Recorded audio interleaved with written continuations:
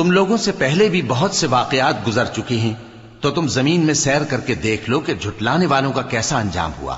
یہ قرآن لوگوں کے لیے صاف پیغام اور اہل تقوی کے لیے ہدایت اور نصیحت ہے، اور بددل نہ ہونا اور نہ غم کرنا۔ اگر تم سچے مومن ہو تو تم ہی غالب رہو گے۔ اگر تمہیں زخم شکست لگا ہے تو ان لوگوں کو بھی ایسا زخم لگ چکا ہے، اور یہ ایام زمانہ ہے کہ ہم ان کو لوگوں میں بدلتے رہتے ہیں، اور اس سے یہ بھی مقصود تھا کہ اللہ ایمان والوں کو جدا کر دے اور تم میں سے بعض کو شہید بنائے، اور اللہ بے انصافوں کو پسند نہیں کرتا۔ اور یہ بھی مقصود تھا کہ اللہ ایمان والوں کو پاک صاف بنا دے اور کافروں کو نابود کر دے۔